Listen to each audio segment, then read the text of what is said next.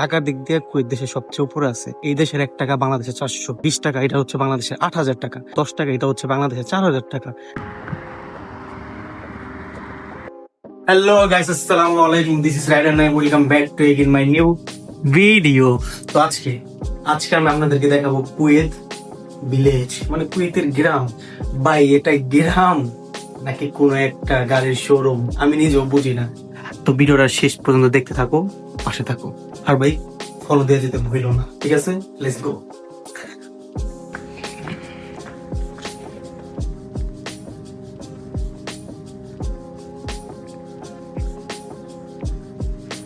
এটা হচ্ছে right now বর্তমানে কুয়েত ভিলেজ, কুয়েতের গ্রাম। আর কুয়েত হচ্ছে দেশের টপ কান্ট্রি, মানে মানির দিক দিয়ে, টাকার দিক থেকে বেস্ট। এটাই হচ্ছে সেই কান্ট্রি। আর এখন আমি যাবো হচ্ছে সকালে নাস্তা করতে, তো আপনারা আমার পাশেই থাকুন।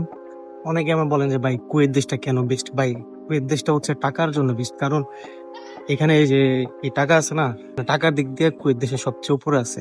কারণ এই দেশের 1 টাকা বাংলাদেশে 400, যে 20 টাকা এটা হচ্ছে বাংলাদেশের 8,000 টাকা, এই যে 10 টাকা এটা হচ্ছে বাংলাদেশের 4,000 টাকা। মানে এই দেশটা টাকার দিক থেকে সবার আগে আছে, মানে সব দিক থেকে সুযোগ সুবিধা আছে এই দেশে। আর একটা জিনিস কাইন্ডলি আপনারা দেখবেন যে এই দেশে আছে না, কুয়েত দেশে যে কোনো জায়গায় দেখবেন যে অনেক মসজিদ। রাইট নাও এই যে আমার সামনে এই যে একটা মসজিদ, মানে প্রত্যেকটা এরিয়ায়, প্রত্যেকটা গ্রামে 4টা 5টা 6টা করে মসজিদ থাকে।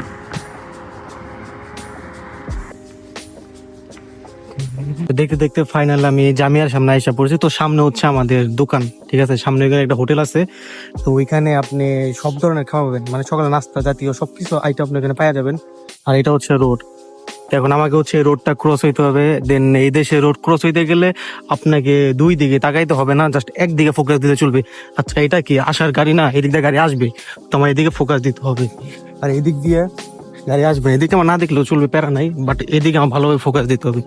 দেন সামনের দিকে ভালোভাবে দেখতে হবে, লক্ষ্য রাখতে হবে, সামনে আগাইতে হবে। কারণ এই দেশের গাড়িগুলো সবসময় অনেক গতিতে থাকে। আপনি যদি একটা শর্ট খান তাহলে আপনি একদম শেষ হয়ে যাবেন। আর যারা কুয়েত আসতে চাইতেছে, কুয়েত আসতেছো, তাদের জন্য মন থেকে দোয়া রইলো, আসো ভাই, সমস্যা নাই ভাই। মানুষ বলে কুয়েত এমন এমন, আসলে ভাই তুমি সবকিছু বুঝে যাবে, তোমার জন্য ভালো হবে। এই যে দেখেন এখানে একটা মসজিদ আছে, মাশাআল্লাহ। মুসলিম কান্ট্রি ভাই, মুসলিম কান্ট্রি, তাহলে একটা শান্তি আছে। 5 বার আল্লাহর ডাক শুনি। এই যেটা হচ্ছে আমার আল্লাহর ঘর, ভালোই লাগে। আর এই দেশে একটা জিনিস আপনাদেরকে দেখাই, আমার কাছে অনেক ভালো লাগে এই দেশে একটা জিনিস, যে এই দেশে আছে না, এখানে পানি দিয়ে রাখে। এখানে পানি দিয়ে রাখে, মানুষ যখন ক্লান্ত হয়, তাদের যখন পিপাসা লাগে অনেক, তখন মানুষ এখানে এসে পানি পান করে। কি সুন্দর, তাই না? মাশাআল্লাহ। এখন আমি আপনাদেরকে দেখাবো